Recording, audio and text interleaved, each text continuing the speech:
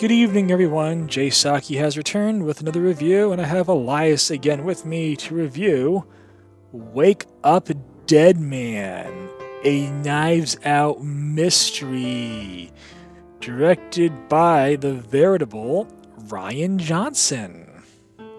Jay Saki, were your expectations indeed subverted with this film? I suppose. I don't know.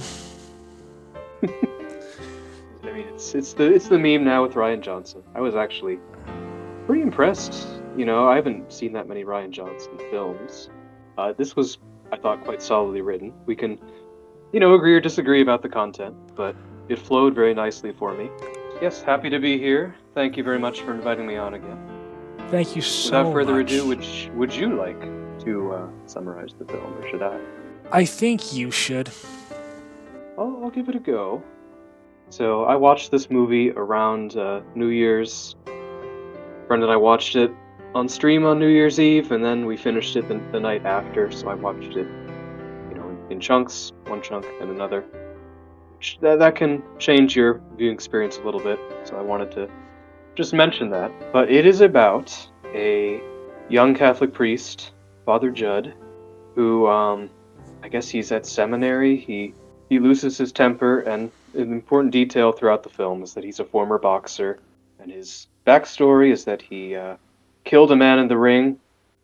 Becoming a priest was kind of part of his reformation and repentance from that. So he punches some deacon in the face. Oh, you're taking way too long to explain this. Oh, fine, all right. Father Judd gets shipped off by his bishop to a troubled parish, in short terms, where he has a lot of friction with the Monsignor there, Monsignor Wicks, the senior priest, who's been running this parish for a long time. He has a devoted but small group of people who are attracted to his charisma. Father Judd and Father Wicks disagree about the way the parish should be run and the way preaching should be done. But long story short, on Good Friday that year, Monsignor Wicks drops dead during the service, and so the movie is about solving the murder of Monsignor Wicks. Was it Father Judd? Was it somebody else? And there's also a secret treasure involved as well.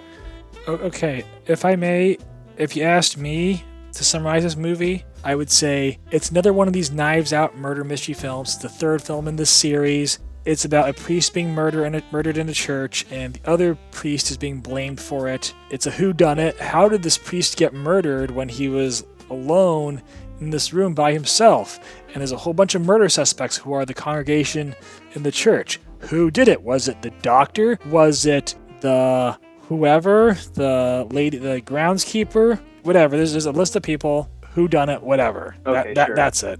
Maybe you should do the synopses from now on. And basically the selling point of the movie is that it involves Catholic stuff. And I think it's odd. I noticed quite a few reviews say that they enjoyed the movie from that angle. It just was fun to watch a movie involving priests in conflict with their congregation and a murder around that. That seemed to elevate this movie for a lot of critics. I don't know if it's because they thought it was spiritually elevated, but it was just the audiences or the critics the people who I at least noticed online seemed to really enjoy the movie aesthetically from that angle. I didn't actually read any reviews of this film, but I would say that I enjoyed it from that angle. I thought it was definitely a lot more charitable to that world and those people than a lot of what I would expect from a movie like this, frankly. From, a movie about a religious context made by secular people. It was a well-done murder mystery, too, though. It was entertaining to watch. Did you find the movie remotely, spiritually replenishing? Yeah, especially the ending was, I thought, pretty well done. At least meaningful. Much more so than I expected. It was a very uncynical movie. I was expecting it to be a lot more so. You can definitely point, at Monsignor Wicks, obviously, is a rather cynical take on a certain archetype of priest, sure, but overall, this was played pretty straight, I thought. Okay, so here's my thing. Back in the green room, I had a lot of harsh things and harsh reactions to this movie, as you know. And I was trying to reconsider my harsh reactions and trying to find a way to maybe consider if the problem is not necessarily the film, but myself.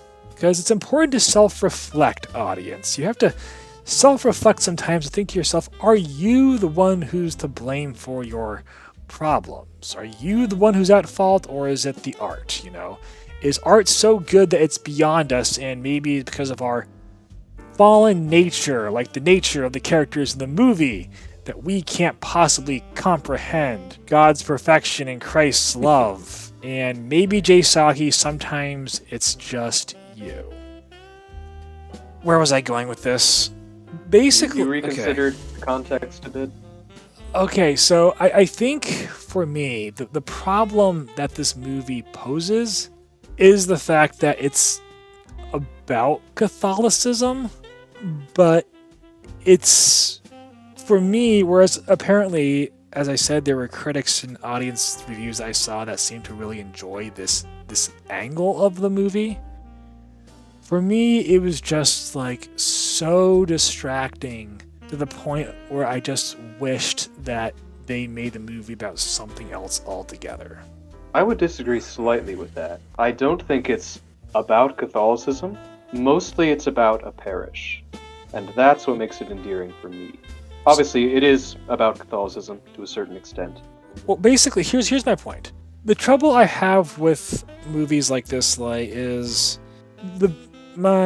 one of my criticisms, and this is one of my more charitable criticisms. I could go to deeper, more mean-spirited things, but I'll just say, on the surface, the movie is very self-aware. And the filmmaker, Rian Johnson, knows he's pitching this as like a mainstream film. And it's obvious he wants to make it accessible to anyone, to the point where he will have, there's a bunch of like secularism versus faith in the movie, because the main character played by Daniel Craig is obviously agnostic, is like poo-poo the church. And then the main priest character, who I think is mostly a very well-written character to my memory, would kind of spar with him a bit. And the whole movie, it felt like it was trying too hard to be like, oh, here's a moment that's like a point for the church, or a point for faith and Christianity, and here's a moment that's like a score for secularism. And it's like the movie's constantly trying to balance out what it's saying in order to appeal to both the secular and Christian audience, to a point where, like I said, it was just so distracting. I think if you did this perfectly, and this is a really hard thing to do with these kind of films, the perfect thing to do is to have a film about, a religious... If you make a movie about like a religious subject matter, but have it go like right down the line where, if you are religious, you can take it one way, and if you're secular, you can take it another way, but it's perfectly workable for anyone watching, that's great.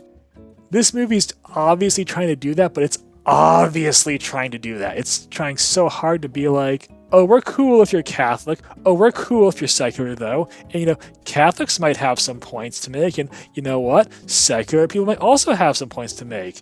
And that just distracted me so much. I think if I'm saying anything at all, it's this movie makes me hate Christianity. What I mean to say, okay, is it makes me hate Christianity in movies these days. Because when you put Christianity into a movie like this, it makes me start thinking, and I start questioning things, but not in a good way. It's making me question and think about the director and writer and what he's doing, and I can't just focus on the film. Like, there was a time in the past when a major film might come out, or a TV show that might deal with some like faith, Christian, and or Catholic issues or subject matter, and it might be fun to watch and see where they go with it, But I think just as time has gone on and society has become so polarized, I feel like you might as well just get it out of movies now, which sounds really cynical because I know a lot of like Christian people who'd be like, "Oh no, we love it when they touch on this kind of thing," and where I'm like, for me personally, it's just exhausting, and I don't find it spiritual. It's not spiritual nourishment for me anymore. There are many older movies and TV shows I can pick from that have religious and Catholic value to them that I love, and I will return to them. But for the meantime, I'm just so sick and tired of seeing it in modern films. And also, if I want, spiritual nourishment, I don't need to watch a movie anymore that necessary for me. Like this, okay, so this might be audience. This may be a psychoanalysis on me and my dangerous thoughts. So feel free to disagree. If I'm looking for spiritual nourishment in a movie, it does not have to address Christianity. Okay, so like, for example, I recently just watched the Akira Kurosawa movie Yojimbo from 1961. Japanese movie about samurai gangs fighting one another, black and white. And there's a thing in the movie where a character who is basically a bad person who's just being an opportunist for money and who kills people, he finally does something good in all this mess. He helps some people escape something. It's like a moment of grace this character has. He finally does something good, and because he gets found out, and he gets his sword snatched from him, and he gets taken to a back room where he gets pulverized and the living daylights beat out of him. And it's beautiful. Like, it moved me on a spiritual level to see this bad person do the very first good thing he's done in ages, and then he has to suffer for the good thing he's done. Like, no good deed goes unpunished, and like suffering for your good deed just cements just how good it was. Kind of food for thought there. Whatever it was doing, that is where I got my spiritual nourishment from.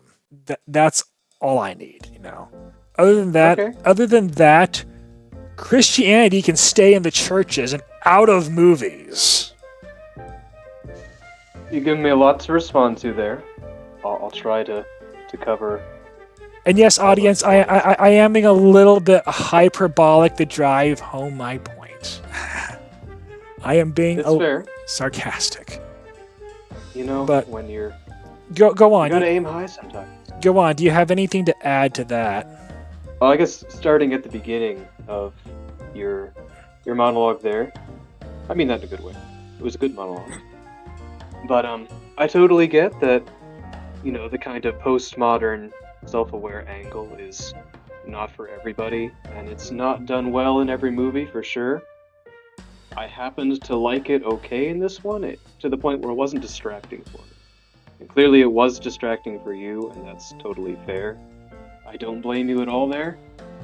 I thought that the movie's virtues, though, outweighed, the mildly cringe, concessions to the fact that this is current year, 2026, or 2025 when this came out.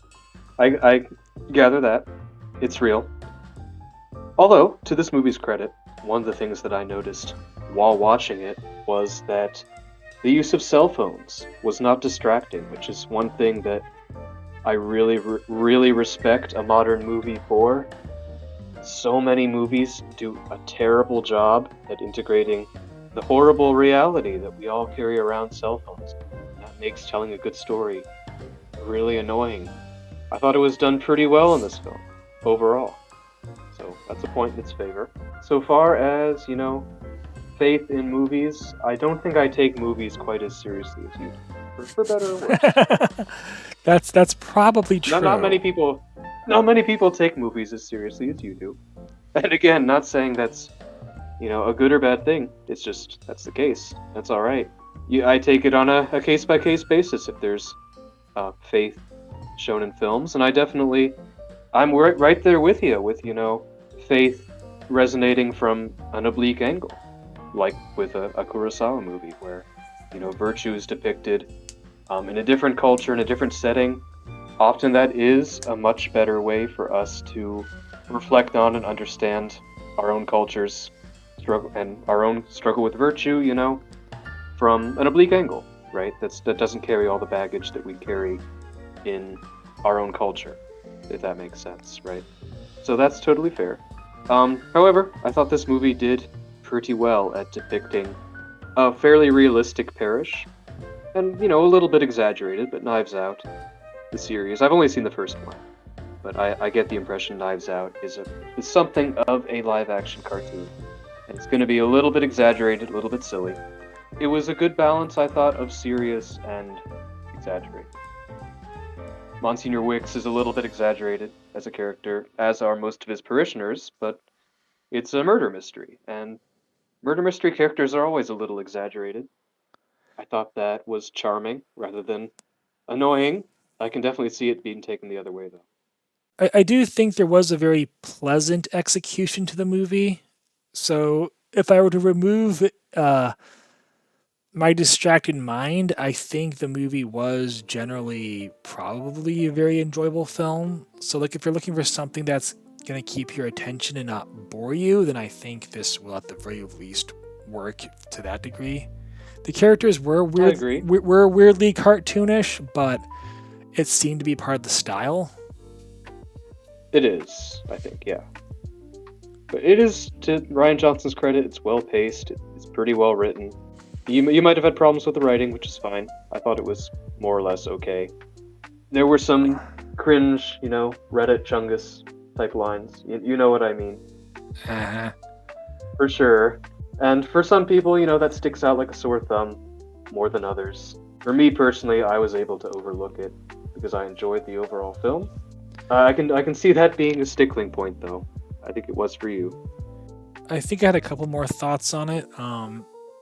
Okay. If I were to say anything that I thought was a moment of spiritual nourishment, it's the moment where, like, the main priest character is, I think he says earlier in the film that he's having a hard time, like, feeling like a normal priest for reasons, like he's just not being able to get into the swing of things and be allowed to just, do his priestly duties. And then, when he's potentially going to be arrested for murdering his fellow priest, he's under stress the whole time, and he and Daniel Craig's character are doing research about things, and he's having a phone conversation with a lady who's like, oh yeah, someone ordered X, Y, and Z contraband or whatever. He's trying to trace who ordered the tomb opened. Yes, and he's trying to You don't have to get into that. Yeah, but then he's trying to hang up the phone, and she's like, oh, Father, by the way, while you're here, can I talk to you for a moment? And then finally he's like, what is it? And then she ends up opening up and saying how distressed she is because of some horrible things happening in her life. Oh yeah. And just pouring her soul out. He's like, he has a moment where he has to quickly talk to her and have a moment, and it's like, it's a moment where in spite of the horrible stresses, he still has to. He's reminded that he has to still act as a priest and give guidance. And that scene definitely that resonated for me too. And it's implied that he had to talk to her for quite a while. Right, yeah. Daniel Craig's character becomes visibly impatient.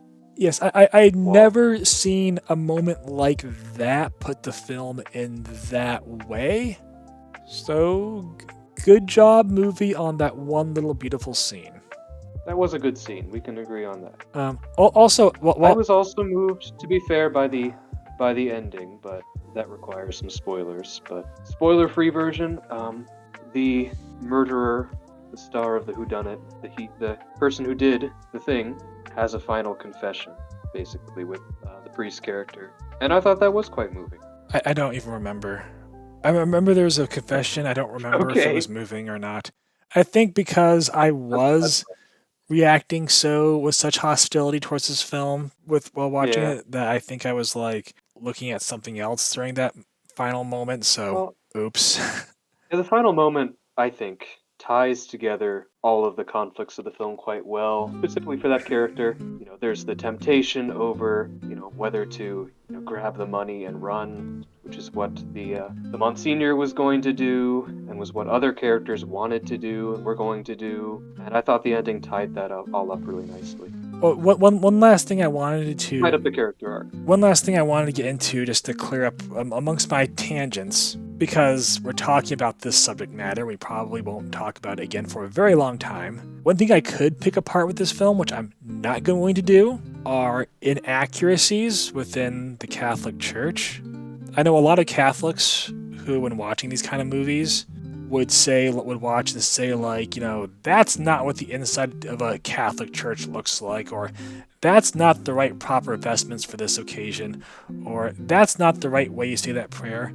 I'm not going to do that. I hate that, because there's a thing in Hollywood, like when Disney, for example, makes a movie that's, going to try to, pay tribute to some foreign culture that they don't fully understand, and then people from that background of culture are like, bad, shame on you, Disney. You misrepresented things. I'm like, wow, what a jackass those people are. It's like Disney tried to make this movie representing your culture imperfectly, but they tried. Now you're like, no, don't do that. It's like, fine, get your culture out of the movie. Yeah, no more making movies based on this culture, everyone, because these people get so easily offended when you try to do anything nice for them. That I feel the exact same way when Catholics nitpick little inaccuracies in movies. I don't do that. That's not me. At least I try not to. Something has to be really bad for me to nitpick Hollywood on a mere inaccuracy level. So that's Hollywood movies aren't like anime Catholicism levels of misinterpretation. Yes, and no one makes an issue out of it when it's an anime. Well, they do. I mean, I do. But the point is, sure, audience, try to... They have an excuse, though. Audience, try to reduce that cynical part of yourself and focus on everything else. Unless it's really bad, but I wanted to separate... I try to avoid that element when analyzing Christianity and Catholicism in movies. In conclusion, I ultimately do not recommend this movie, but I think you do. I would recommend it, yeah. Well, there you go. To the audience out, you have to decide. Flip a coin and decide, guys. Was Elias more convincing, or was I more convincing? It depends on what you're looking for, I suppose, right? If you're looking for a Christian film, this probably isn't the right place to look. Go watch God's Not Dead. Or I'm sure Mr. Sake here has a good list to share with you if you contact him by whatever means he has made available. He'll gladly let you know about that. I think this is a great film to watch if you're looking for an entertaining murder mystery. There really aren't that many entertaining murder mysteries out there, especially new movies, so... I think based on our review, people have all the knowledge they need to make up their mind whether or not they are going to like this movie. Or they're probably more confused than ever before, and they're not going to be able to decide whether or not they should check this out. Well, if you do choose to check it out, come to your own conclusions and comment below. Who was wrong? Were we both right? I guess if you're to watch it for any reason, education, but I don't know. I think there's better education to be had from watching Yojimbo. Don't watch this for education. Watch it for fun. It's not... Don't think that hard about it. If you're looking for a movie that depicts, I'd say, a Christian parish culture in any way realistically, and you find that endearing, it's a good film to check out. Because there aren't that many movies that try to do that and succeed passably well. So there you go. That is, I think, my take. I've said all I need to say. All right. So have I. Good night, audience.